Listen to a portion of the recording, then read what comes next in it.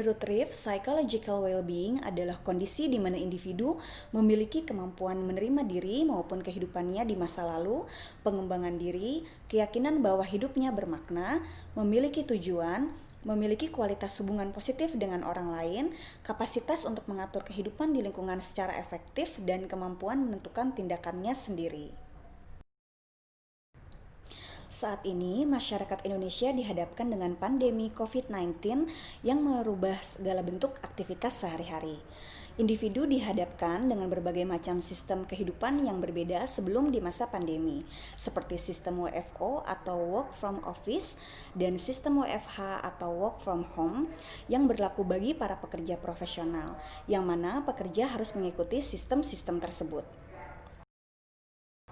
Sebagian pekerja mungkin merasa tidak mudah dalam menggunakan daring dikarenakan keterbatasan internet untuk berkomunikasi ataupun segala bentuk kesulitan ketika WFH. Yang pada akhirnya kesulitan-kesulitan tersebut menimbulkan emosi-emosi negatif seperti stres, kelelahan, tertekan, dan pada akhirnya berdampak pada kesehatan mental dan kesejahteraan psikologisnya. Berdasarkan uraian di atas, kami akan fokus membahas tentang kesejahteraan psikologis para profesional selama bekerja di rumah atau work from home. Secara umum, kesejahteraan psikologis adalah rasa kesejahteraan yang dihubungkan dengan rasa bahagia, mental yang sehat, kesehatan fisik, yang didasarkan pada pemenuhan kebutuhan dasar manusia seperti sandang, pangan, papan, pendidikan, pekerjaan, dan sebagainya. Menurut Reeve, aspek-aspek kesejahteraan psikologis terdapat 6 hal, yaitu yang pertama, penerimaan diri.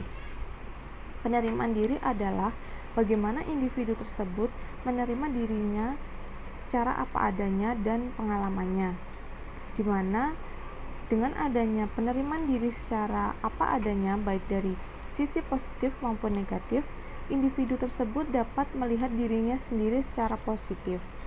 Kemudian yang kedua yaitu hubungan positif dengan orang lain.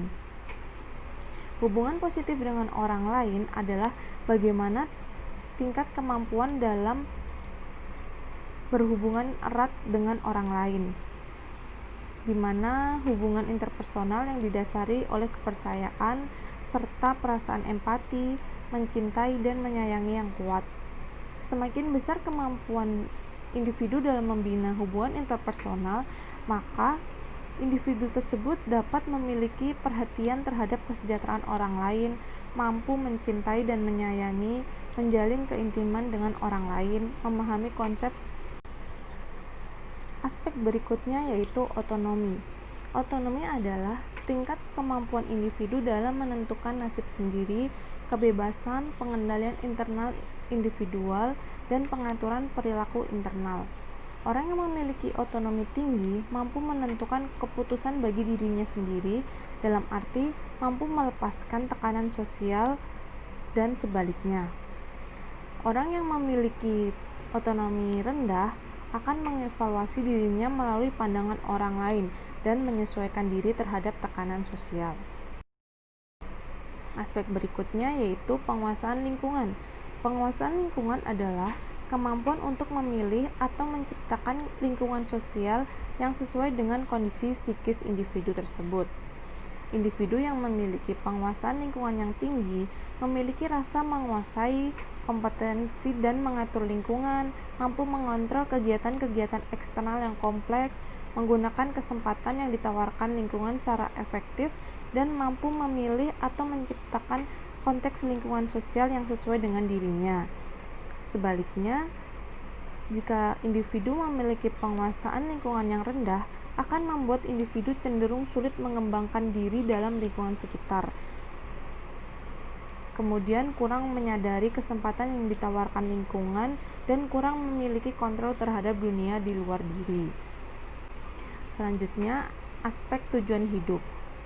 Individu yang memiliki tujuan hidup yang baik dikatakan memiliki tujuan dan arah kehidupan. Mereka merasa memiliki arti tersendiri dari pengalaman hidup masa kini dan masa lalu. Mereka juga percaya pada kepercayaan tertentu yang memberikan arah hidupnya serta memiliki cita-cita dan tujuan hidupnya. Sebaliknya, individu yang kurang memiliki tujuan hidup hanya memiliki sedikit keinginan dan cita-cita saja, kurang memiliki arah kehidupan yang jelas, dan tidak melihat pengalamannya di masa lalu, serta tidak memiliki bakat yang menjadi kehidupan yang lebih berarti. Aspek terakhir yaitu pertumbuhan pribadi. Pertumbuhan pribadi adalah tingkat kemampuan individu dalam mengembangkan potensi dirinya sendiri secara terus-menerus dan memperluas diri sebagai manusia. Individu yang memiliki pertumbuhan diri yang tinggi akan terbuka dalam pengalaman baru, melihat potensial yang ada pada dirinya, dan meningkatkan perilaku dan perubahan yang menuju pada pengetahuan diri. Sedangkan individu yang memiliki pertumbuhan diri yang rendah akan melihat dirinya tidak berkembang, kurang meningkatkan atau memperluas diri, merasa bosan, dan tidak tertarik dengan hidupnya, sehingga mereka merasa tidak mampu mengembangkan sikap atau perilaku pada dirinya. Berikut ini adalah cara-cara atau tips-tips mendapatkan kesejahteraan psikologis di masa pandemi COVID-19. Ada beberapa cara yang mudah untuk mendapatkan kesejahteraan psikologis di masa pandemi ini. Di antaranya adalah segera sadari dan belajar untuk menerima kenyataan. Saat ini juga sudah bukan saatnya untuk mengingkari kenyataan, panik, dan menganggap kondisi ini segera berlalu atau bersikap denial terhadap kenyataan yang terjadi. Dengan menyadari dan menerima kenyataan akan membuat kita lebih berpikir apa yang kita lakukan selanjutnya. Dan jangan membuat hidup kita tidak bermanfaat untuk hal-hal yang tidak produktif. Yang kedua adalah kenali. Cari tahu lebih detail tentang COVID-19, mulai dari mengenai apa itu COVID-19, kemudian gejalanya, cara penularannya, cara mencegah penyebarannya, bagaimana menerapkan protokol kesehatan, dan implementasinya dalam kehidupan sehari-hari. Dan berbagai tips dan triks juga perlu kita ketahui. Dan juga dengan memahami fakta-fakta yang akurat tentang COVID-19 akan membuat kita terhindar dari stres yang berlebih. Yang ketiga adalah kontrol emosi. Alihkan pikiran negatif ke arah yang positif, yang menimbulkan semangat dan menumbuhkan kreativitas. Keseimbangan emosi yang diperlukan agar kita tetap tenang di tengah situasi yang penuh dengan ketidakpastian. Selain itu, keseimbangan emosi juga menentukan kesehatan fisik kita. Untuk mencapai keseimbangan emosi, yang perlu kita lakukan adalah dengan mengidentifikasi perasaan kita tanpa melakukan penghakiman atau tanpa menolak, namun harus dikelola dengan baik.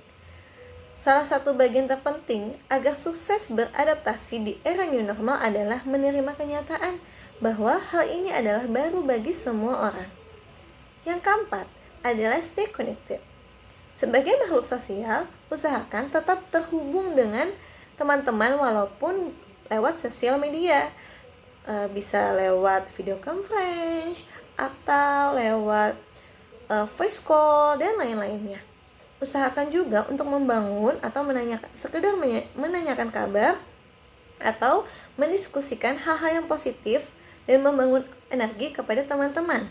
Bercerita juga akan meringankan beban perasaan yang membuat kita lebih baik. Yang kelima adalah pilah-pilah informasi. Informasi yang kini membanjiri media sosial dari berbagai sumber seringkali membuat masyarakat tidak bisa memilah atau bahkan banyak berita-berita hoax atau tidak benar, sehingga membuat kita menjadi stres dan cemas. Sangat disarankan bagi masyarakat atau bagi kita sendiri untuk memilih informasi yang akan dibaca. Pilihlah informasi dari situs-situs resmi seperti Kemenkes, WHO, gugus tugas, dan lain-lainnya. Dan batasi juga membaca atau mencari informasi terkait dengan COVID-19. 2 kali dalam sehari juga sudah cukup untuk memenuhi rasa ingin tahu kita. Mengetahui informasi lain juga perlu, seperti kita tahu tentang cuaca atau misalnya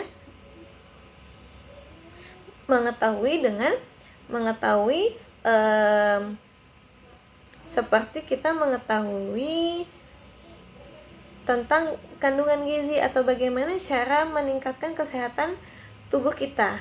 Kita juga bisa mengikuti webinar-webinar tentang meningkatkan ekonomi keluarga, meningkatkan kontrol emosi, bagaimana kontrol emosi, dan lain-lainnya. Dan hal ini akan menyeimbangkan fungsi otak kerja kita.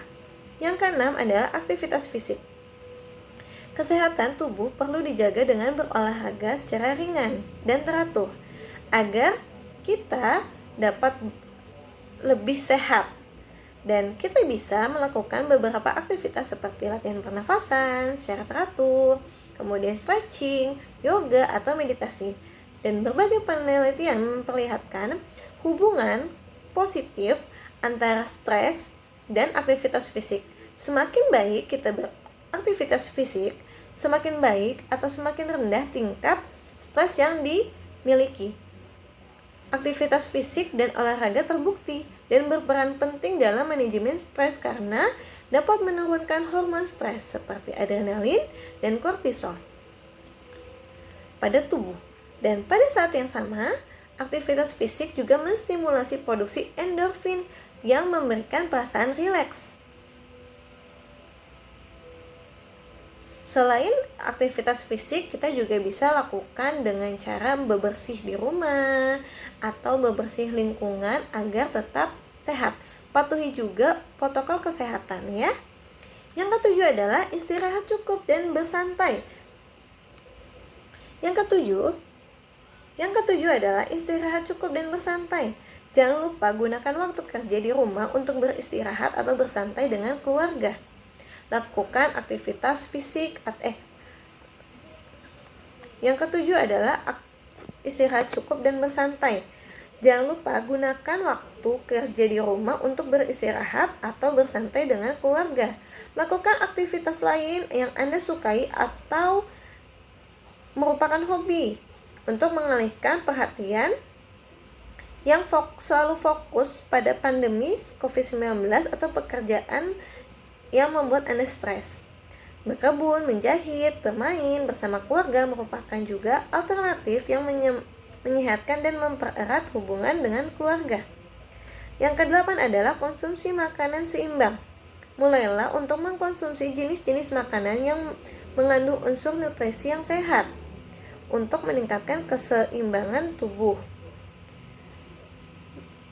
Dan juga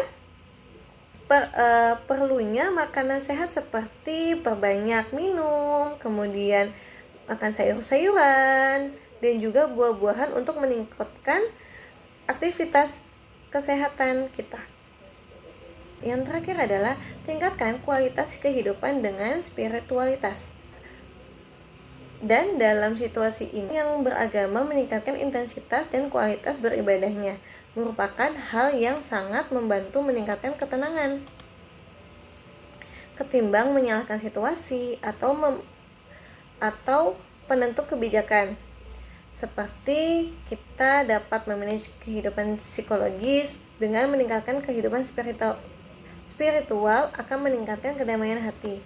Dengan demikian, kita dapat lebih tenang dan rasional dalam menghadapi masalah dan membuat rencana yang lebih baik lagi. Itu saja yang bisa kami sampaikan. Kurang lebihnya mohon maaf. Wassalamualaikum warahmatullahi wabarakatuh.